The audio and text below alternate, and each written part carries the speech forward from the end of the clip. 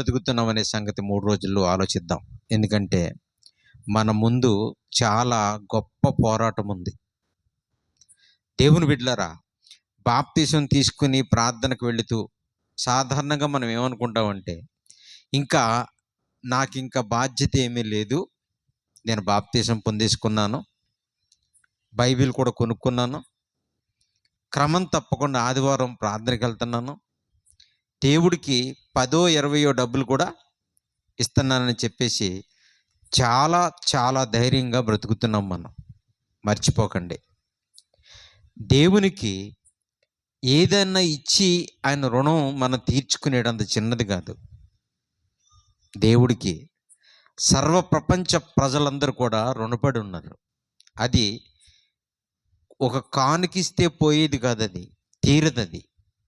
ఎందుకంటే దేవుడు మనల్ని చాలా గొప్పగా ప్రేమించి మనం పుట్టక మునిపే మనం ఉండడానికి, మన అవసరాలు తీరడానికి అద్భుతమైన ఈ లోకాన్ని కలిగజేశాడు. చూడండి, లోకం ఎంత బాగుందో. ఆయన చేసిన దగ్గర నుంచి ఇప్పటి వరకు కూడా సృష్టిలో ఏ లోపము లేకుండా దేని పని అది జరిగిస్తుంది. పగటిపూట రావడానికి సూర్యుడు ఎప్పుడు లేట్ చేయట్లేదు, ఆలస్యం చేయట్లేదు. రాత్రిపూట రావడానికి చంద్రుడు ఎప్పుడు కూడా ఆలస్యం చేయడు. వర్షాలు, కాలాలు, ఋతువులు చక్కగా జరుగుతున్నాయి. జంతువులు బిడ్డలను కంటున్నాయి, పెంచుకుంటున్నాయి, వయసు వచ్చిన తర్వాత విడిచిపెడుతున్నాయి. పక్షులు గుడ్లు పెడుతున్నాయి, పిల్లల్ని చేస్తున్నాయి, రెక్కలు వచ్చిన తర్వాత వదిలేస్తున్నాయి. అసలు ఈ లోకాన్ని దేవుడు చేసి చూసినప్పుడు ఇప్పటి వరకు కూడా దేని పని అది జరిగించుకుంటూ వెళుతుంది. ఆకాశంలో ఉన్న వస్తువుల దగ్గర నుంచి భూమి మీద ఉన్న జంతువుల వరకు, నీటిలో ఉన్న చేపల దగ్గర నుంచి అంతరిక్షంలో ఉన్న నక్షత్రాల వరకు దేని పని అది జరిగించుకుంటూ వెళుతుంది. దేవుడు చేసిన సృష్టిలో ఏం లోపమేం లేదు కదమ్మా. అబద్ధం అనేది సృష్టిలో అబద్ధం అనేది ఉండదండి కదమ్మా. అబద్ధం అనేది, అన్యాయం అనేది, అక్రమం అనేది సృష్టిలో ఏముండదు. అవన్నీ ఎవరిలో ఉంటాయి అమ్మా? మానవుల్లో ఉంటాయి. ఎందుకు మనకే ఉంటాయి? ఆలోచించాలి.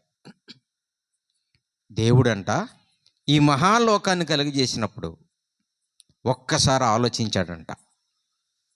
ఆదికాండము 6వ అధ్యాయము 5వ వచనాన్ని చదువుదాం. చూడండి, ఆదికాండములో 6వ అధ్యాయము 5వ వచనం. నరుల చెడుతనము భూమి మీద గొప్పదంటండి. ఏంటమ్మా? నరుల చెడుతనము భూమి మీద గొప్పదా? మంచి గొప్పది కదా ఏంటి? ఇదేంటండి ఇలా రాశారు? మనుషుల చెడుతనము భూమి మీద గొప్పదా? మంచి గొప్పది కదా? చెడుతనం గొప్పది ఏంటండి? చెడుతనం అనేది అసహ్యం కదా, చెడు చేయడం అనేది తప్పు కదా.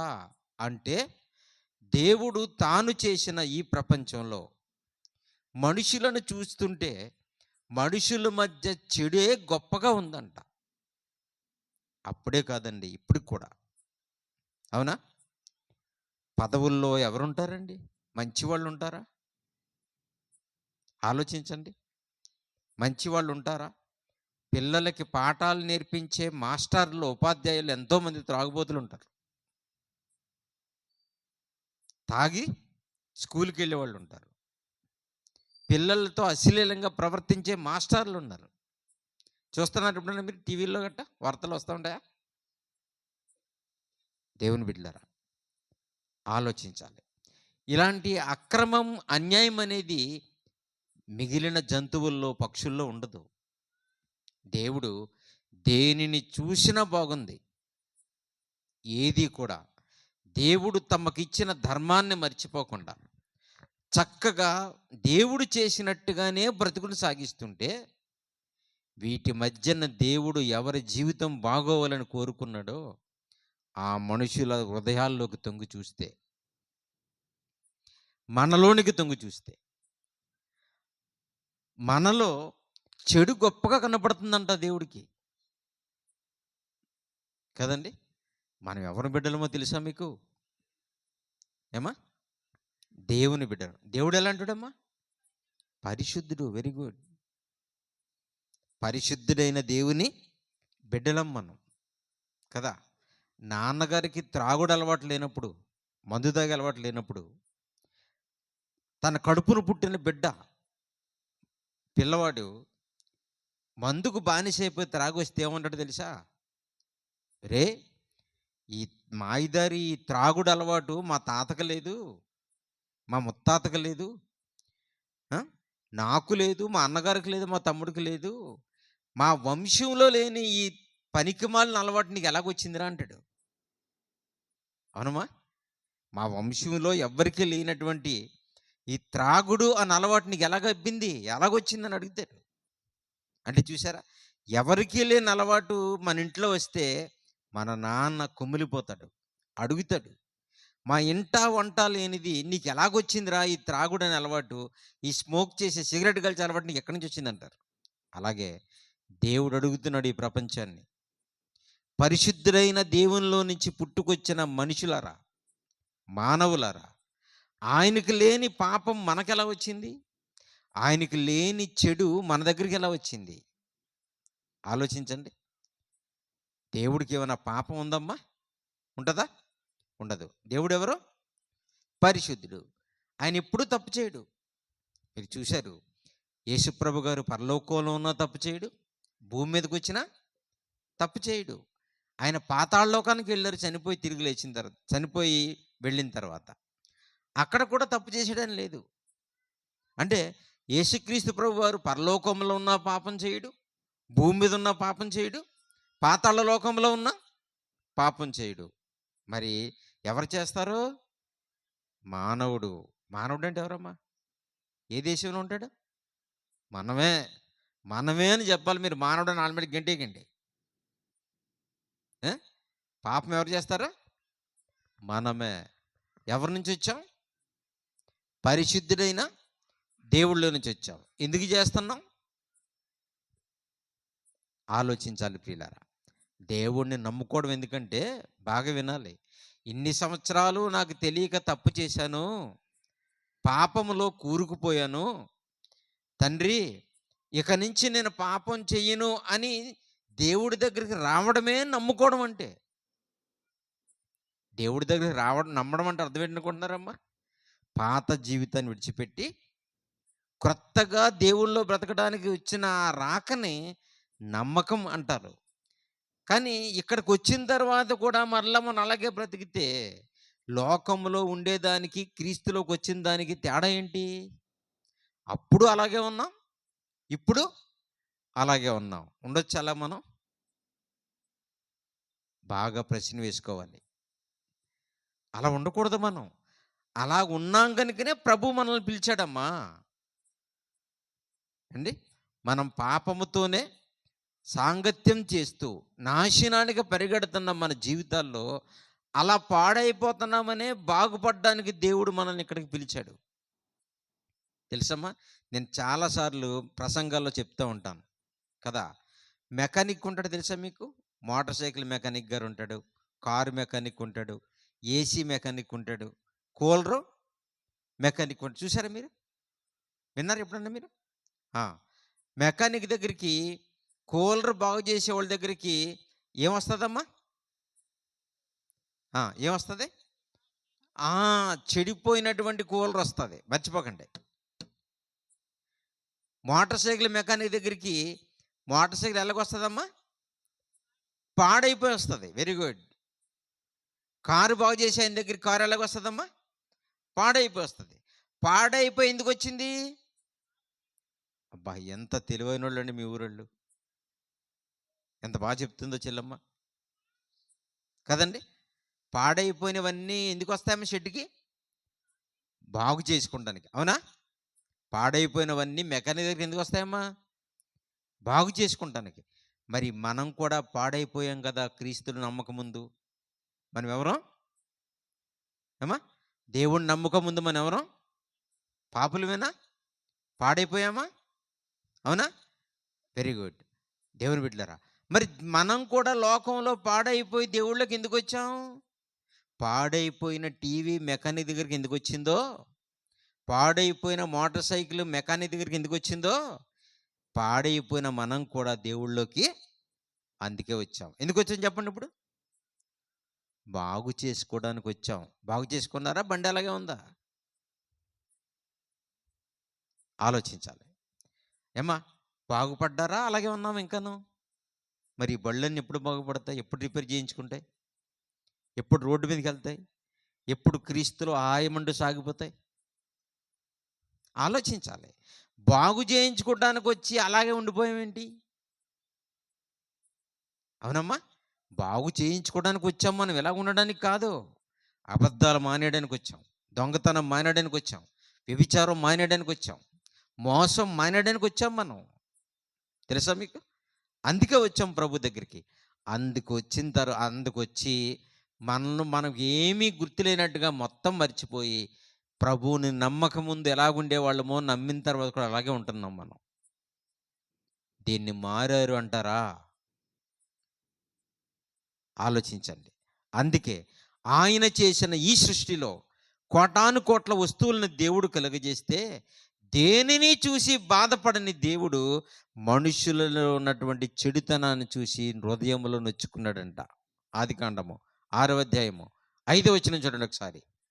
నరుల చెడుతనమును చూసి వారి హృదయం యొక్క తలంపుల్లోని ఊహ అంతయు ఎల్లప్పుడూ కేవలము చెడ్డదని యెహోవా చూచి తాను భూమి మీద నరులను సృష్టించినందుకు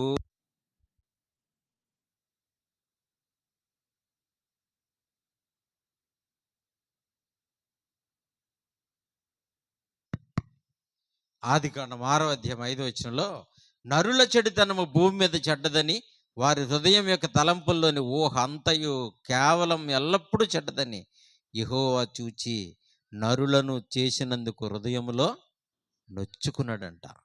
ఈ మాట ఎంత సిగ్గండి మనకి, తెలుసండి? మనకి సిగ్గవట్లేదండి ఈ మాట చదువుకుంటుంటే? ఆయన మనల్ని ఒక్కడే చేశాడండి భూమి మీద, అవునా? ఆయన మనల్ని ఒక్కల్ని పుట్టించాడా? నరులను చేసినందుకంట బాధపడుతున్నాడంట. కోతుల్ని చేసినందుకు ఆయనకు బాధ లేదు, సింహములను చేసినందుకు బాధ లేదు, పులుల్ని చేసినందుకు బాధ లేదు, పాములను చేసినందుకు బాధ లేదు ఆయనకి. చూసారమ్మా?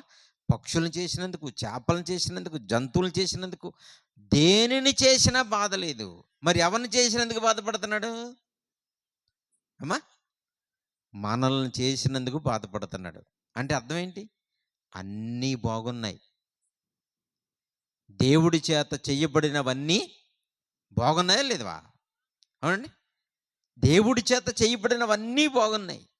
మరి ఎవరు బాగోలేరు? మనుషులు. రోజు చూడండి ఎలాగున్నారు మనుషులు. మనుషులు బాగున్నారా? బాగుండడం అంటే మంచి ఇల్లు కట్టుకోవడం, మంచి బట్టలు వేసుకోవడం, గొప్ప గొప్ప చదువులు చదువుకోవడం కాదు. బాగంటే అది కాదు. మనుషుల మనసులు ఎలాగున్నాయి? ఈరోజు తల్లిదండ్రులను చంపేసే పిల్లలు ఉన్నారు భూమి మీద, చూస్తున్నారు కదా? తల్లిదండ్రులు ఇంకా ఆస్తి పంచడం లేదని, 80 సంవత్సరాలు వచ్చినా ఇంకా చచ్చిపోవటం లేదని, చచ్చిపోతే వీళ్ళకి ఆస్తులు వస్తాయని, ఇంకా పంచడం లేదని కదా. తల్లిదండ్రులు పిల్లల మీద నమ్మకం లేక ఏం రాస్తారు వీళ్ళనమ్మ అంటే, మా తదనంతరం, అంటే మా తర్వాత, మేము చచ్చిపోయిన తర్వాత మా ఆస్తులు వీళ్ళకి వెళ్తాయి అంటారు. మరి వాళ్ళు ఎప్పుడు చచ్చిపోతారు? 80 సంవత్సరాలు వచ్చినా ఇంకా తిరుగుతుంటాడు, ఎప్పుడు వస్తుంది ఆస్తి? 90 సంవత్సరాలు వచ్చినా అలాగే ముసలోళ్ళ తిరుగుతుంటే వాళ్ళకి ఆస్తులు ఎప్పుడు వస్తాయి?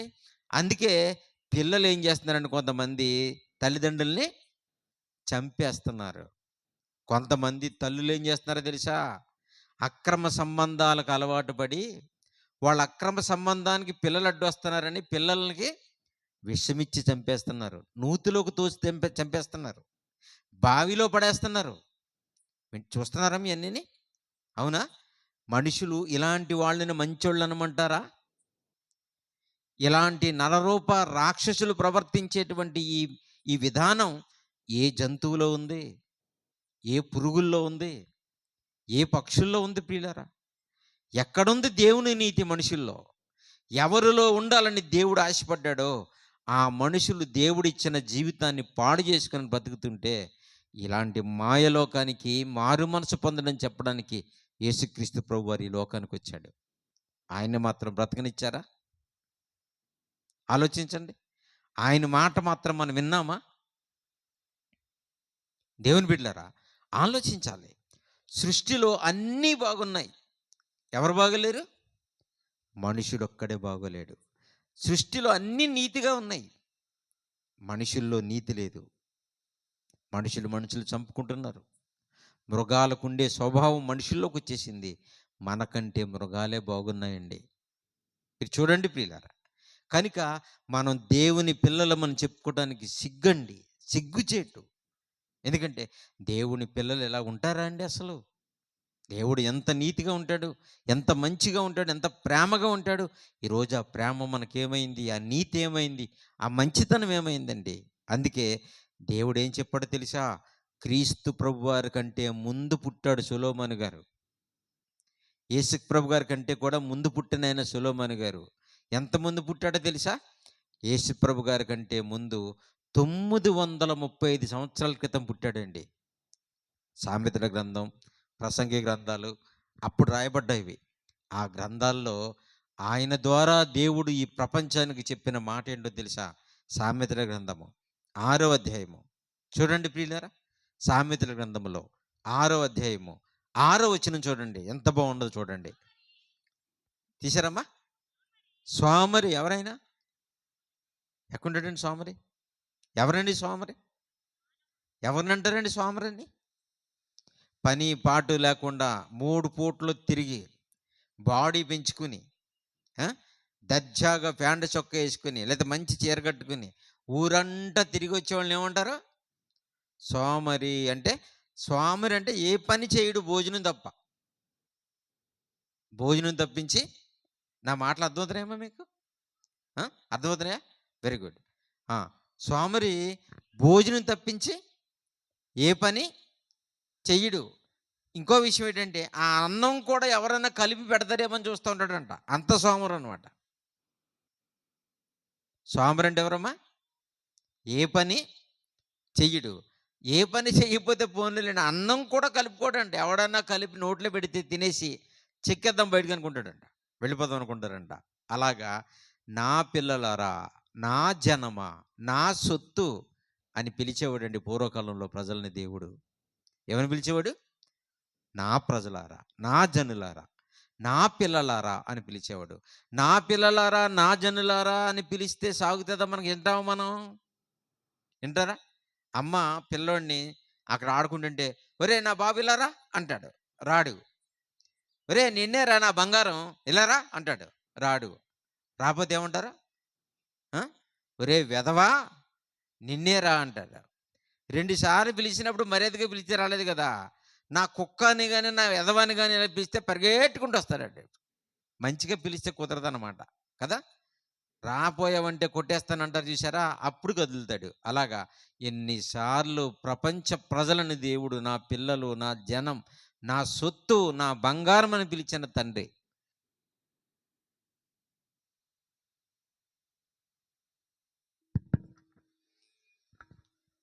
ఆయన మనసు విరిగిపోయిందండి.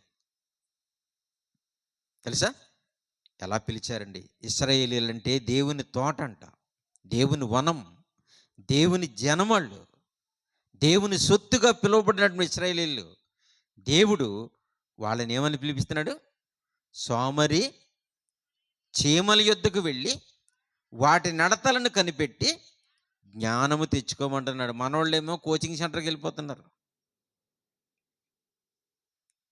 ఎక్కడుందమ్మా జ్ఞానం? చీమల యొద్ద ఉందండి. చూడండి, బాగా వినాలి. ఇందులో నేను సోమరి కాదన్న వాళ్ళు చేతులు ఎత్తండి. మంచిది, మంచిది దేవుని బిడ్డలారా, వెరీ గుడ్. దేవుడు అంటున్నాడు, సోమరి నువ్వు ఒక పని చెయ్యి. ఏంటంటే ఒక్కసారి వెళ్ళి చీమల దగ్గర కనిపెట్టు. చీమల దగ్గర గోడ మీద నుంచి పాకుతుంటే గోడ మీద చూసారా ఎక్కడుంటాయి? గోడల మీద పాకుతూ ఉంటాయి. మన కిచెన్‌లో, మన వంటగదిలో అమ్మ వంట చేసిన తర్వాత అన్నం తీసి అలా పెడితే లైన్ కట్టి అన్నం మెతుకులు తెచ్చుకుంటూకెళ్తాయి. అన్నం మెతుకులుంటాయి కదా! చిన్న చిన్న ముక్కలు తెచ్చుకుంటూకెళ్తాయి. రైసు. చూసారా మీరెప్పుడన్నా? ఎలా వెళ్తాయమ్మా? లైన్‌గా తిన్నగా ఎళ్తాయి. మీరు ఈసారి చూడండి. దేవుడు చీమల యొద్దకు వెళ్ళి వాటి నడతలను చూసి జ్ఞానం తెచ్చుకోమన్నాడంటే తప్పనిసరిగా వెళ్ళాలండి మనం అక్కడికి. దేవుడు వెళ్ళమన్నాడంటే వెళ్ళాలి. వెళితే ప్రపంచానికి తెలియని నీతి ఏదో ఆయన నేర్పిస్తాడు మనకి. చీమల యొద్దకు వెళ్ళి వాటి నడతను చూసి జ్ఞానం తెచ్చుకోమని ఆయన చెప్తే, చీమలను చూసి ఏం తెచ్చుకుంటాం మనం? ఆ! చాక్ పీస్ తెచ్చుకుంటదంట. ఇంకేం తెచ్చుకుంటాం? గమ్యాక్షన్ అని తెలుసా మీకు? అమ్మా! గమ్యాక్షన్ అంటారు మీరు కూడానా? Very good. చీమల దగ్గరికెళ్ళి వాటి నడతను కనిపెట్టి జ్ఞానం తెచ్చుకోమంటే, కిరాణా షాప్‌కెళ్ళి ఏం తెచ్చుకుంటాం? గమ్యాక్షన్ తెచ్చుకుంటాం. ఎందుకు? వాటి నడతను పాడు చేసి చంపేయాలిప్పుడు. చీమలను ఎందుకు చంపేస్తారండి? అవి మీ అన్నం కుండంతా పట్టుకెళ్ళిపోదు. ఎంతుంటదండి? ఇంతుంటదది. ఎంతుంటదమ్మా? చిన్నది. మీ అన్నం కుండంతా పట్టిపోతదా? మీ మాంసం కూర దాకంతా పట్టిపోతాయి. అంత ప్రాణం ఉందా వాటికి? అంత బలం ఉందా? కదా! మరి ఏం పట్టుకెళ్తది? మీ కుండలోకొచ్చి చిన్న మెతికినండి అంత అన్నం మెతికిని తీసుకెళ్తా ఉంటది. మీరు చూడండి ఈసారి. ఏవండీ? ఇలా వెళుతున్న చీమలు వెళతానే ఉంటాయి. ఆహారం తెచ్చుకొని రిటర్న్ అయిపోతూ ఉంటాయి. ఇలా వెనక్కొస్తా ఉంటాయి. ఏవండీ? ఆహారం తీసుకొని ఇలాగ వెనక్కి వస్తా ఉంటాయి. కానీ దారిలో ఏ చీమలైనా కాచి బాగా వినండమ్మా! బాగా వినండి.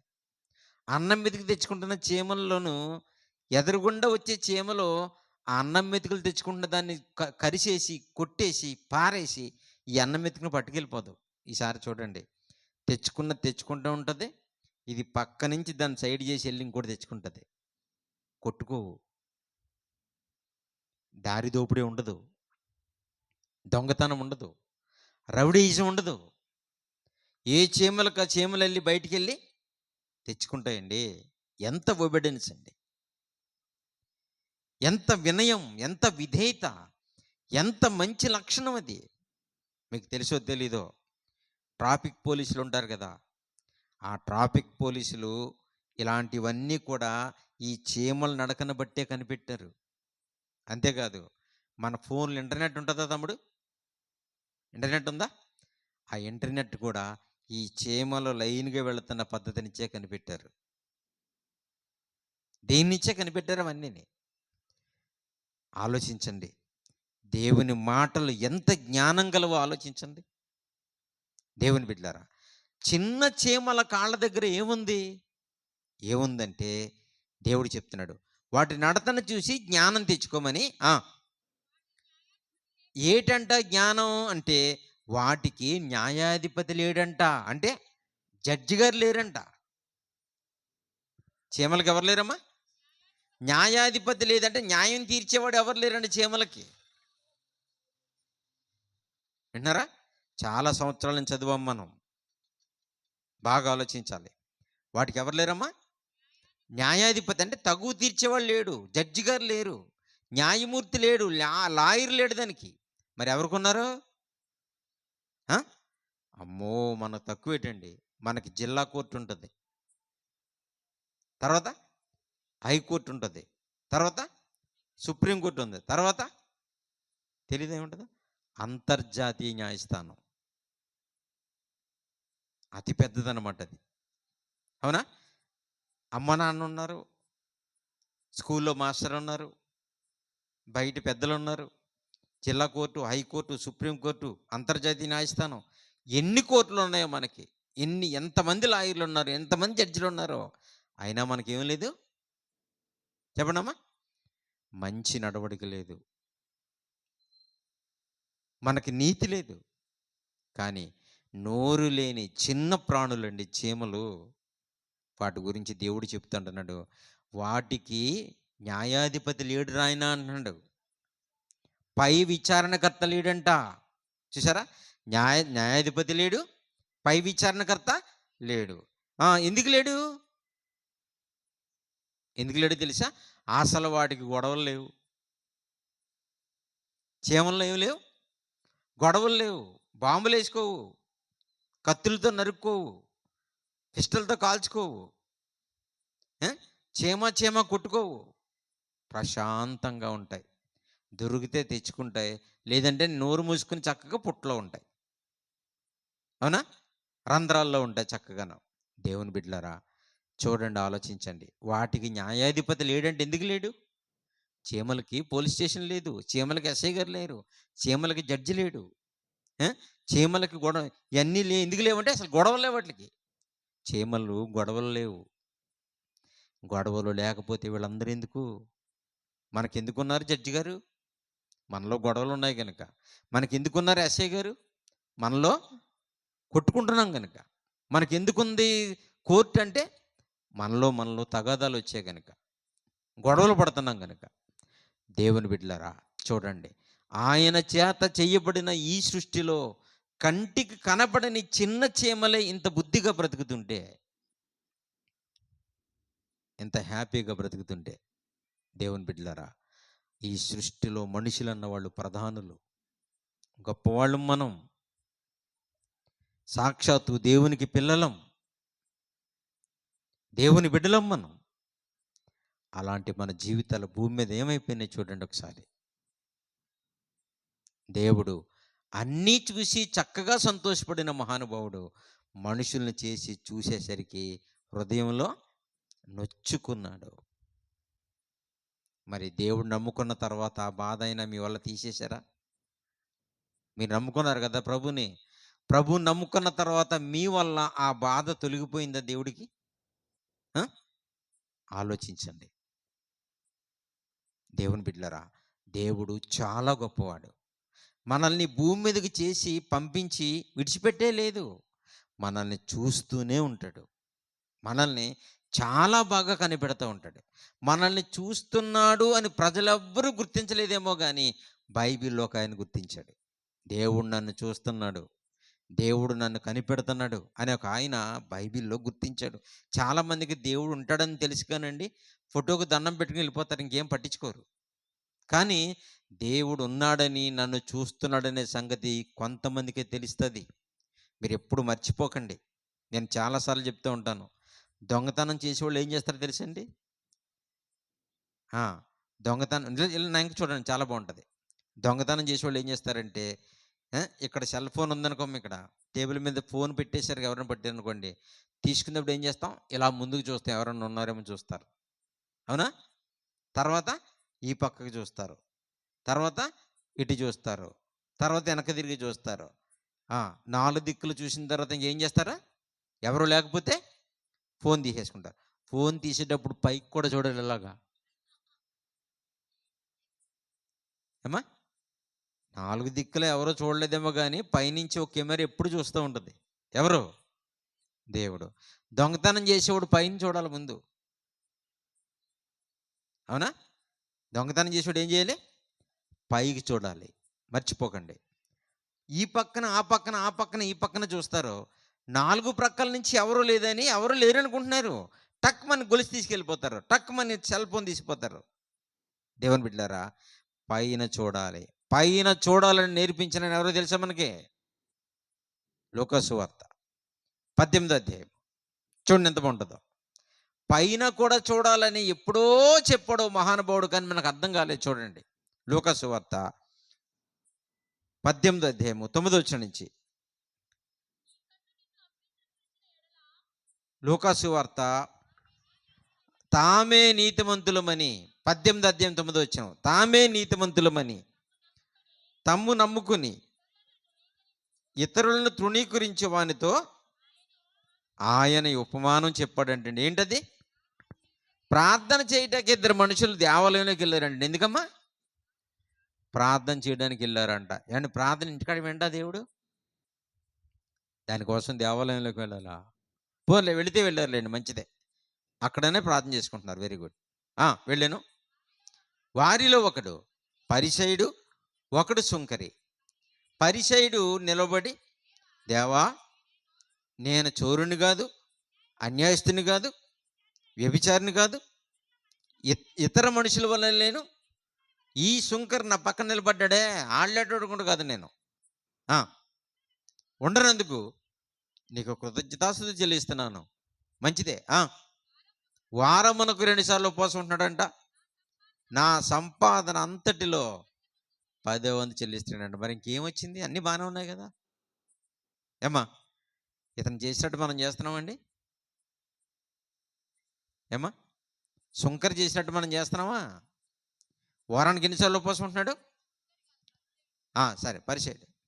ఏమా, ఎన్నిసార్లు? వారానికి 2 సార్లు. మనం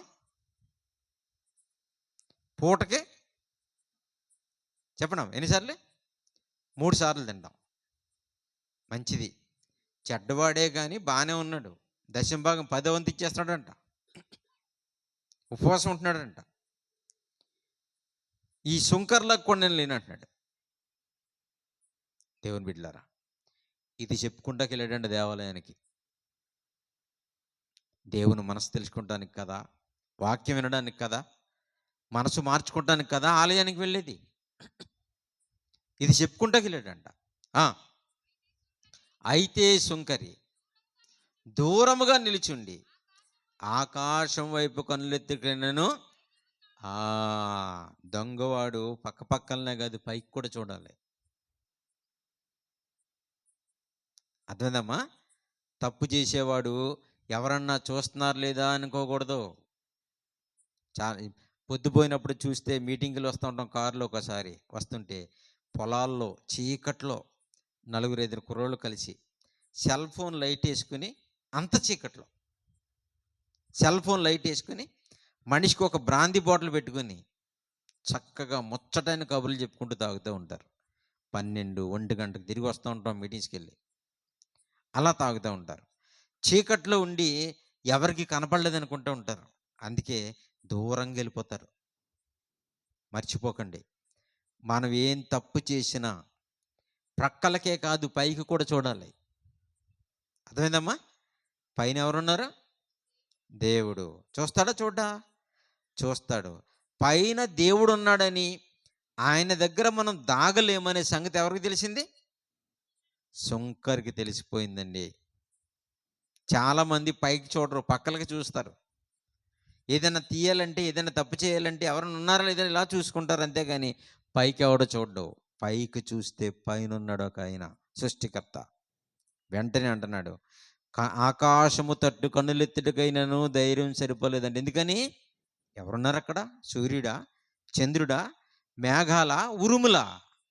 దేవుడు. ఏ దేవుడైతే ప్రపంచాన్ని కలిగించాడో, ఏ సర్వశక్తిమంతుడైతే ఈ లోకాలను పుట్టించాడో, ఆయన మనల్ని లోకంలో చేసి భూమి మీదకి పంపించాడే, ఆయన మనల్ని 24 గంటలు కనిపెడతానే ఉంటాడు.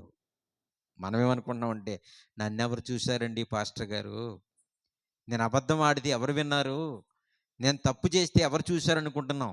మనుషులు ఎవ్వరు చూడకపోయినా మనల్ని చూసేవాడు పరలోకంలో ఉన్నాడు. దేవుని బిడ్డారా, ఆయన ఉన్నాడు అని తెలుసుకునే వాళ్ళు ఎవరు అంటే తక్కువ మంది అండి. అందులో ఈ ఈ ఇతనొకడు. ఎవరమ్మ ఇతను? సుంకరి ఒకడు. దేవుడు ఉన్నాడని, ఆయన నన్ను చూస్తున్నాడని, ఆయన దగ్గర నేను ఏమీ దాచుకోలేనని తెలిసిన వారిలో ఈ ఈ సుంకర్ ఒకడు. ప్రియులారా, బాగా ఆలోచించాలి. ఎంత బాగా ఆలోచించాడు చూడండి. పైకి చూడడానికి ధైర్యం సరిపోలేదంట. మరి మనం ఎన్నోసార్లు ఈజీగా చూసేస్తాం పైకి కదా. వర్షం కురవలేదనుకోండి, మబ్బులంకి ఎలా చూస్తూ ఉంటాం బయటకు వచ్చి. దేవుని బిడ్డలారా, దేవుడు చాలా గొప్పవాడు. చాలా గొప్పగా మనల్ని పుట్టించాడు. అన్ని జీవరాశుల కంటే గొప్ప జీవితం మనకి ఇచ్చాడు. మనం చీమల కంటే గొప్పవాళ్ళమండి. మన దగ్గరికి అవి రావాలండి. తెలుసా మీకు? చీమల దగ్గరికి మనం వెళ్ళాలా, మన దగ్గరికి అవి రావాలా? మన దగ్గరికి అవి రావాలి. ఎందుకు? సృష్టిలో చక్రవర్తులుగా చేశాడు దేవుడు మనల్ని కదా. ఆదామవ్వలను పుట్టించినప్పుడు ప్రతి భూజంతువు ఆదం దగ్గరికి వచ్చిందా లేదా? చీమ వచ్చిందా? చూడండి, ఆదికాండంలో 2వ అధ్యాయము చాలాసార్లు చదువుకుంటూ ఉంటాం కదా మనం.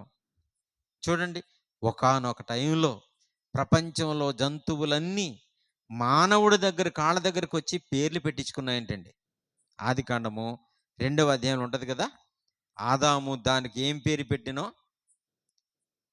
19 వచనమమ్మా. దేవుడైన యెహోవా ప్రతి భూజంతువును ప్రతి ఆకాశ పక్షిని నేల నుంచి నిర్మించి ఆదాము వాటికి ఏ పేరు పెట్టెనో చూచుటకు అతని యొద్దకు వాటిని రప్పించాడంట. ఎవరిని? ప్రపంచంలో ఉన్న ప్రతి భూజంతువుని, ప్రతి ఆకాశ పక్షిని కాలు మీద కాలేసుకుని ఆదాం గారు ఏదైనా తోటలో కూర్చుంటే ఆయన కాళ్ళ దగ్గరికి ప్రతి జంతువు, ప్రతి జీవరాశులు వచ్చాయంట. అలాంటప్పుడు ఏమా చీమ కూడా వచ్చిందా లేదా? వచ్చుంటదా? వచ్చుంటది. చీమ అని ఎవరు పేరు పెట్టారు? ఆదాం. ఒకప్పుడు ఎంతో కంటికి కనపడని చిన్న జీవిగా ఉండి జంతువులన్నిటి మధ్య అది ఏం కనపడుతుంది? పెద్ద పెద్ద ఏనుగులు, పెద్ద పెద్ద పులులు, ఒంటులు, సింహాలు, ఏమా ఎలుగుబంట్లు, ఇలాంటివన్నీ వచ్చి పేర్లు పెట్టించుకుని వెళుతుంటే వాటి ప్రక్కన ఎక్కడో ఉంది చిన్న చీమ. అది కూడా ఆదాము గారి పాదాల దగ్గరికి వచ్చి పేరు పెట్టించుకుని వెళ్ళింది.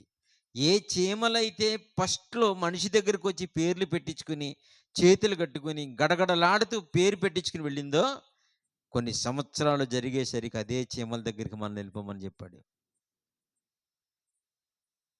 కొన్ని సంవత్సరాలు గడిచేసరికి దేవుడు నీ చేత పేరు పెట్టించుకున్న ఈ చీమ దగ్గరికి నువ్వు పోరా నాయనా, నీ బుద్ధి గడ్డి తిన్నది, ఇలా జ్ఞానం తెచ్చుకోమని చెప్పాడు.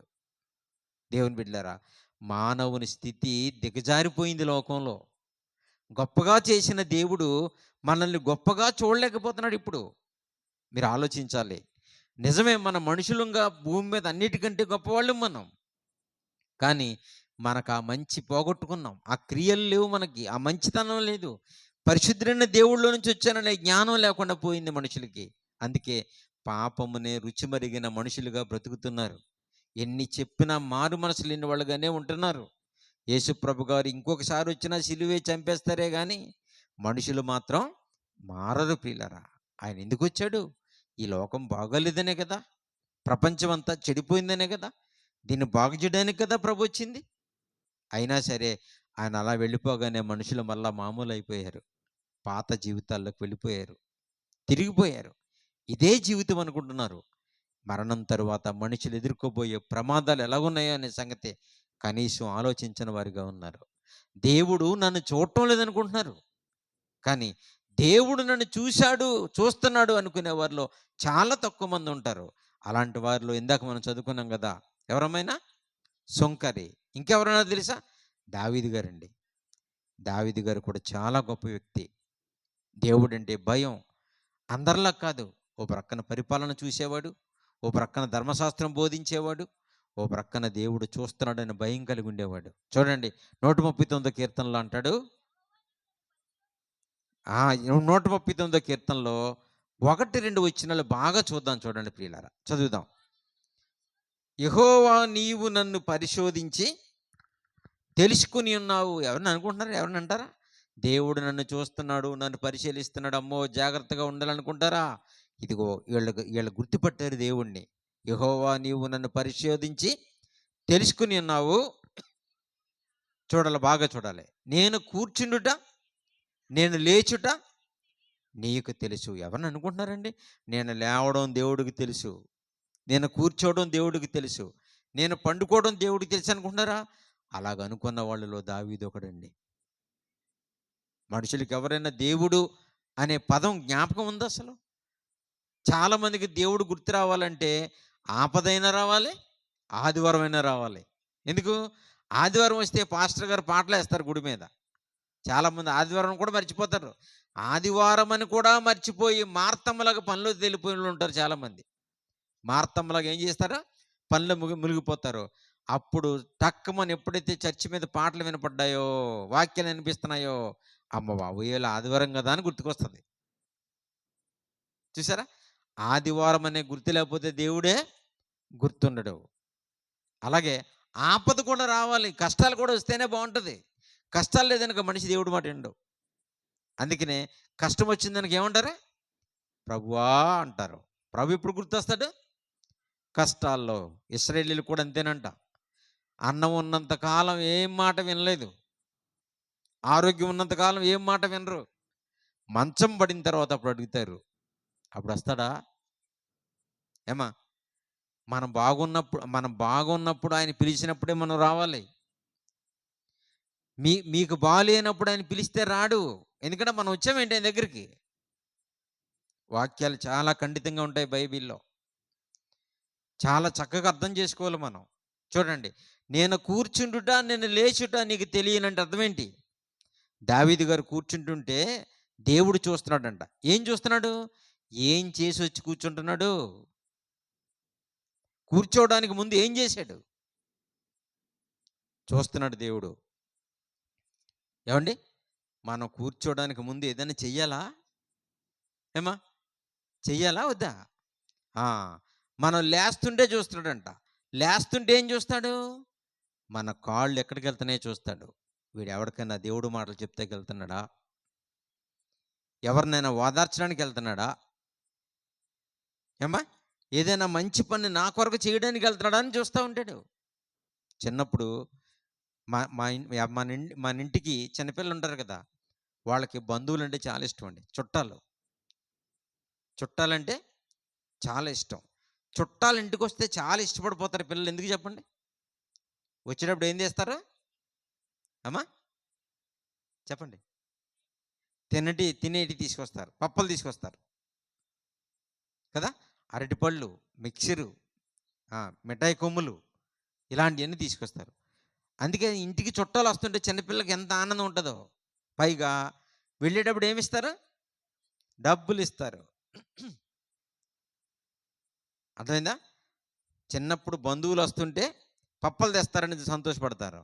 వెళుతుంటే డబ్బులిస్తారని కూడా పడతారు. నిజంగానే ఇస్తారు పాపం. అలాగే దేవుడు కూడా మీరు కూర్చుంటుంటే చూస్తూ ఉంటాడు. ఎక్కడికెళ్ళొచ్చారు? ఏం చేసొచ్చారు? ఎవరితో మాట్లాడొచ్చారు? ఆయన కొరకేమన్నా చెప్పారా? ఆయన కొరకేమన్నా మాట్లాడారా? పోనీ బయటికెళ్ళి మీరు ఏం చేయకపోయినా మీ క్యారెక్టర్ మీరు కాపాడుకున్నారా? చూస్తూ ఉంటాడు. మీ జీవితాన్ని మీరు కాపాడుకున్నారా? చూస్తూ ఉంటాడు. అలాగే మీరు లేచినప్పుడు చూస్తూ ఉంటాడు. ఎందుకని? మీరెక్కడికెళ్తున్నారు? సువార్తకెళ్తున్నారా? మంచి చేయడానికెళ్తున్నారా? ఎవరినైనా ఓదార్చడానికెళ్తున్నారా? ఇద్దరిని కలపడానికెళ్తున్నారా? ఆయన చూస్తూ ఉంటాడు. ఇదేనండి దావీదు గారు చూసింది. దావీదు గారు చెప్తున్న మాటకు అర్థం ఇదే. నేను కూర్చుండుట నీకు తెలుసు. నేను లేచుట నువ్వు కనిపెడుతున్నావు అంటున్నాడు చూడండి. అంటే మనం కూర్చుండుట, లేచుట, పడుకోవడం కూడా దేవుడు చూస్తున్నాడా? ఏం చేయమని? ఆయన కొరకు ఏదో చెయ్యాలని ఆశపడుతున్నాడు. ఆయన కొరకు మనం ఏం చేయడం లేదు. మన పనులే చేసుకుంటా ఉంటాం. కదమ్మా! మనం మన పనులు చేసుకుంటానికే తీరిక లేదు. అంతే కదా! మార్త ఏమంది మరియమ్మ దగ్గరికొచ్చి? ప్రభువా! ప్రభువా! నేనొక్కడిదాన్నే లోపల కష్టపడుతుంటే నీకు బాధ లేదా? ఆ! మా సహోదరిని కూడా నాతో పంపించమని చెప్పవా? ఈవిడని కూడా చెడగొట్టేస్తానంటుంది. ఈవిడని కూడా పాడు చేసేస్తాను. ఈవిడని పంపించవా లోపలికని అడుగుతుంది. నీకు చింత లేదా అంటుంది పైగా మళ్ళీ యేసుప్రభు గారిని. అప్పుడేమన్నాడు? మరియ ఉత్తమమైనదని ఏర్పరచుకుంది. ప్రపంచంలో ఉత్తమమైనది అంటే చదువులు, పదవులు, అధికారాలు కాదండి. ఉత్తమమైనదంటే క్రీస్తు పాదాలు. దేవుని పాదాల దగ్గర పరలోకపు విద్య నేర్చుకోవటం ఉత్తమమైనది. పరలోకానికెళ్ళే మరో జీవితం ఆయన పాదాల దగ్గరే ఉంది. అక్కడే పట్టుకోవాలి.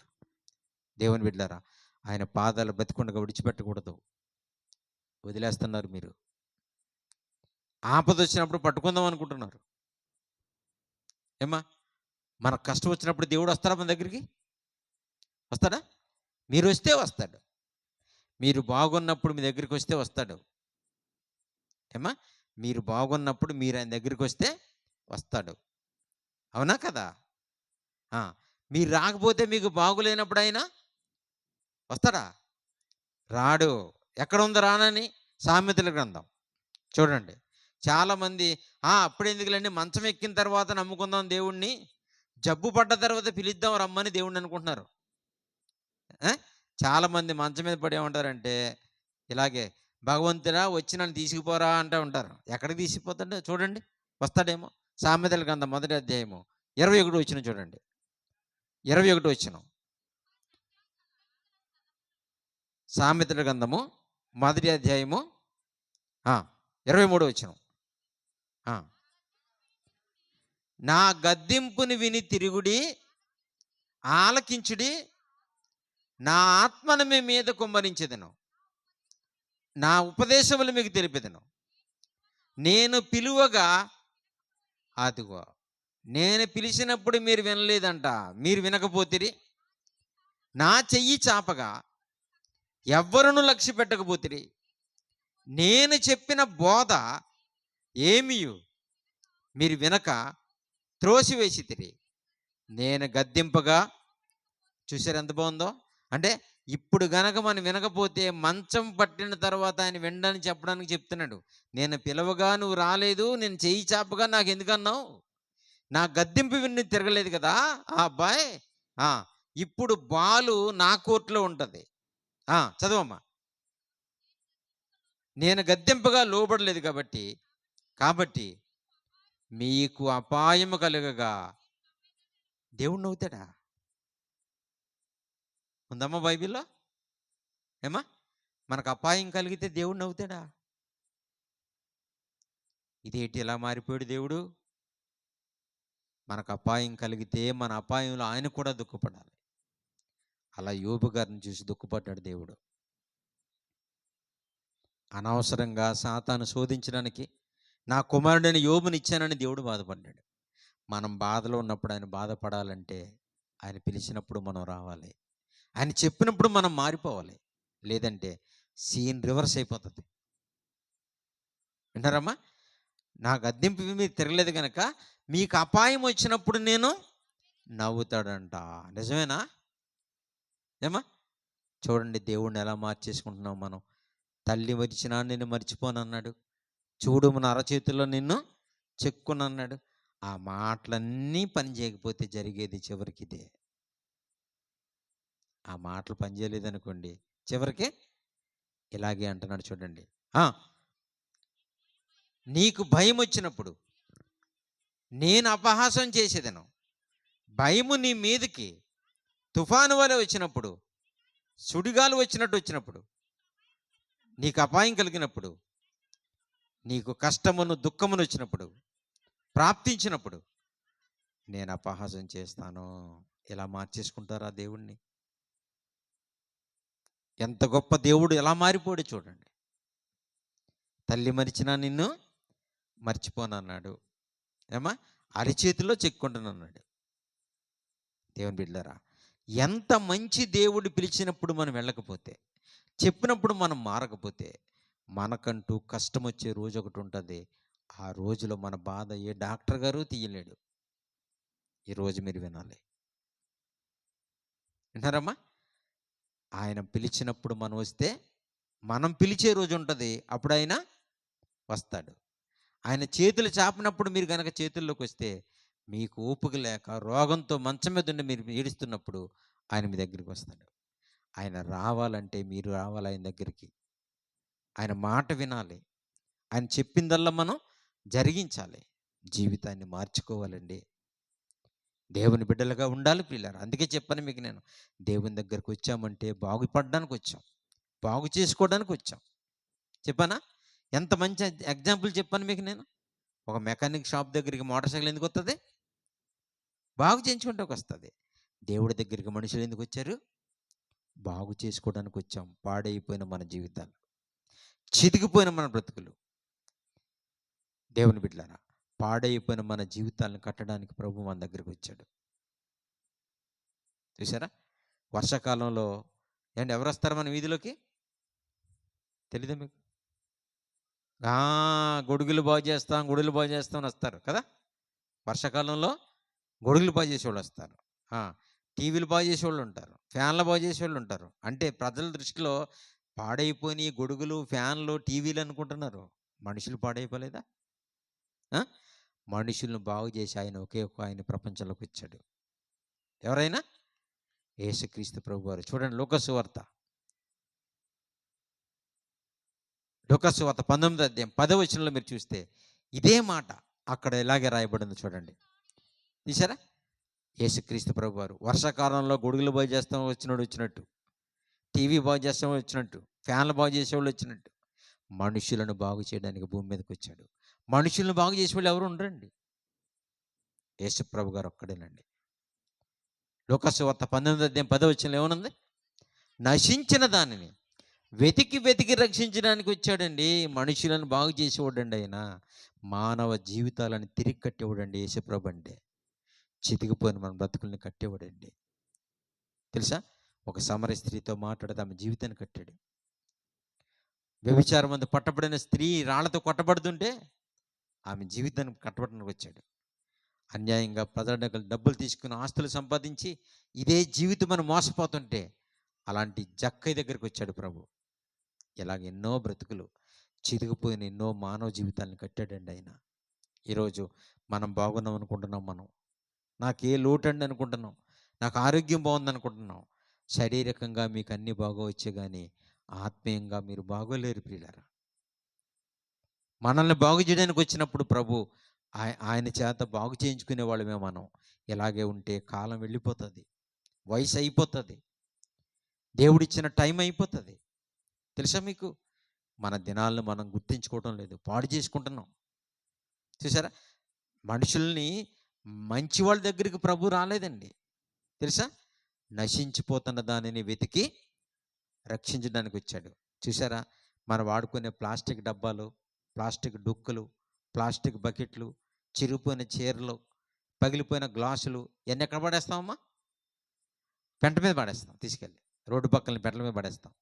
మనకు పనికిరానివన్నీ ఏరుకోవడానికి ఒక ఆయన వస్తాడు. ఎవరు? పాత సామాన్లు ఎరుకున్నోడు వస్తాడు, పగిలిపోయినవన్నీ ఏరుకుంటాడు.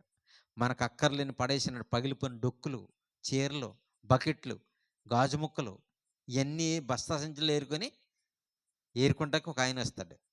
తీసుకెళ్ళి ఏం చేస్తాడు అనుకుంటున్నారు? ఈ పగిలిపోయినవి పనికిరానివి అన్నీ ఏరుకొని తీసుకెళ్ళి ఫ్యాక్టరీ వాళ్ళకి అమ్మేస్తే ఆ ఫ్యాక్టరీ వాళ్ళు వీటిని కొనుక్కొని ఫ్యాక్టరీలో వేస్తే తిరిగి మరలా కొత్తగా బయటకు వస్తాయి. తెలుసా? మనం పాడేసిన వాటర్ బాటిల్ ఎన్ని ఏం చేస్తారు అనుకుంటున్నారు? నీళ్ళు సీసాలు పగిలిపోతే ఏం చేస్తారు? మీరు పగిలిపోయిన బకెట్లు పడేస్తే ఏం చేస్తారు?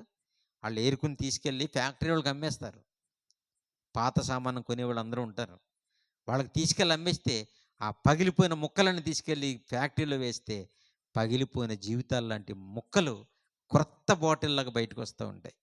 అలాగే యేసుప్రభు గారు కూడా ఈ భూమి మీదకి వచ్చింది ఎందుకు తెలుసా?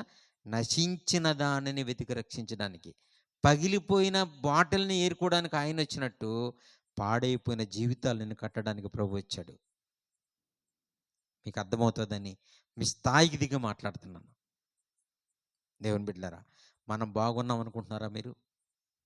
పైకి బాగానే ఉన్నాం, పైకి బాగానే ఉన్నాం, కానీ అంతరంగంలో పగలు, కక్షలు, భేదాలు, పాపాలు, అసూయలతో నిండిపోయిన మన జీవితాలు ఇలా ఉంటే మనం పరలోకానికి వెళ్ళాం.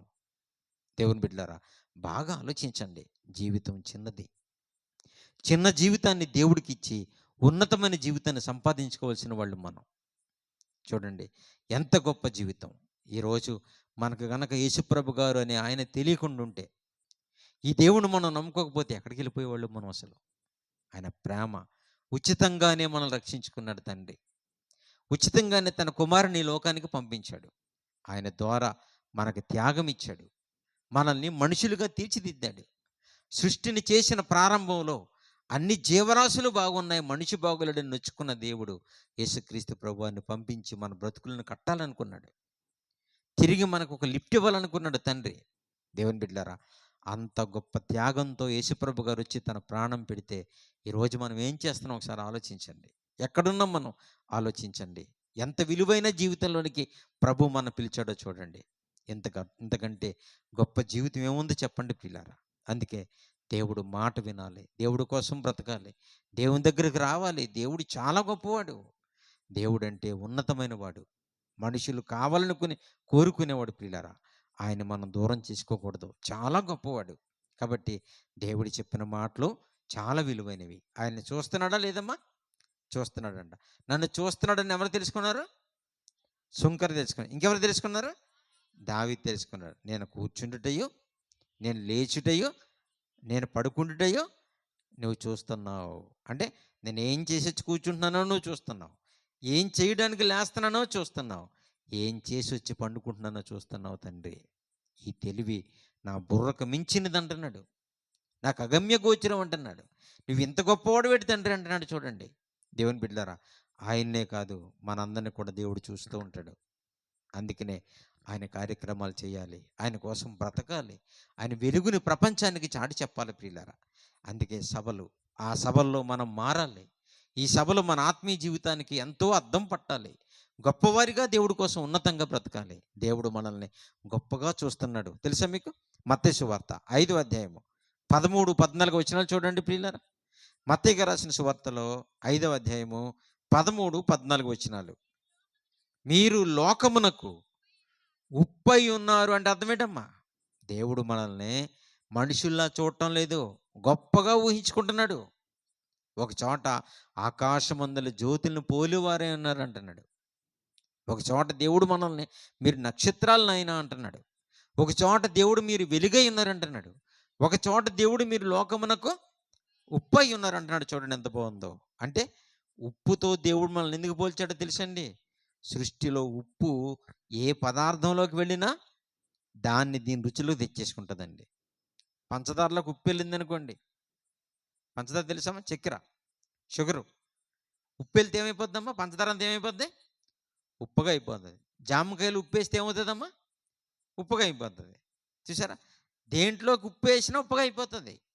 దేనిలోకి ఉప్పు వెళ్ళినా దానిని దీనిగా మార్చేసుకుంటా తప్ప ఇది అందులో కలవదు.